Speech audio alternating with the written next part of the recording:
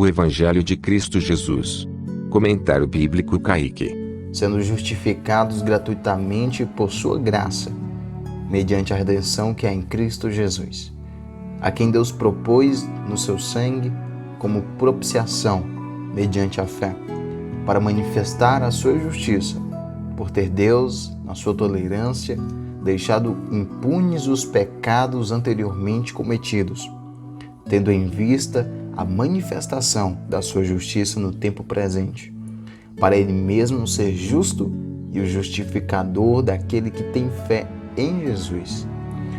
Onde, pois, a jactância foi de todo excluída, porque lei das obras?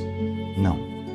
Pelo contrário, pela lei da fé, concluímos, pois, que o homem é justificado pela fé, independentemente das obras da lei. Romanos 3, versículo de número 23 ao versículo 28.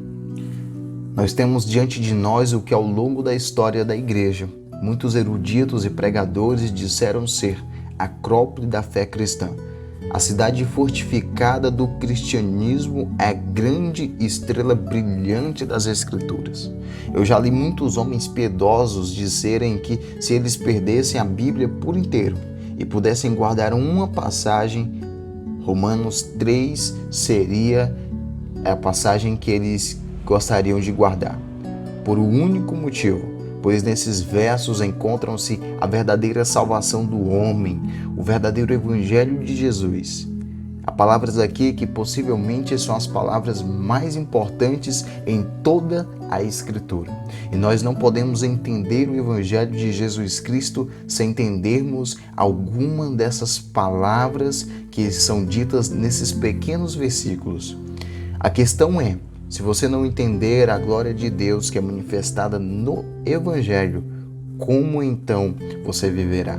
Em nossos dias existem tanto indivíduos que nós chamamos de endurecidos ao Evangelho, os quais na verdade são ignorantes e não duros. Em relação ao Evangelho, existem tantos outros que realmente são nascidos de novo e que estão em busca de motivação, razão, zelo e força na vida cristã, mas não entendem que toda a força da qual eles realmente precisam se encontra somente na verdade do Evangelho. Não existe nada mais profundo e valioso do que as boas novas consumadas por Jesus Cristo naquela cruz do Calvário. Se entendermos bem essa verdade, teremos todo o fogo que precisamos ardendo dentro dos nossos corações. E não precisaremos mais de falsa empolgação, emocionalismo vazio ou entretenimento barato. Precisamos entender algumas coisas sobre a nossa missão nesta terra. Fazer missões não significa enviar missionários, tampouco criar organizações. Fazer missões significa comunicar a verdade de Deus aos homens. Você pode enviar todos os crentes de seu país como missionários, todavia, se eles não estão comunicados à verdade do Evangelho, isso não passa de tolice carnal. Além disso, precisamos entender que vivemos em dias nos quais o Evangelho não está muito claro em nossas mentes. Um grande pecado de nossa era é que chamamos isso de reducionalismo do Evangelho.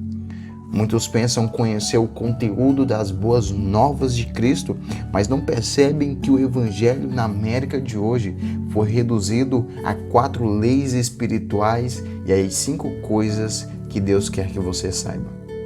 O Evangelho é tratado como uma pequena verdade, um assunto útil apenas para a classe dos novos convertidos. Algo que você aprende em 5 minutos. Faz uma oração e logo em seguida avança para as coisas maiores.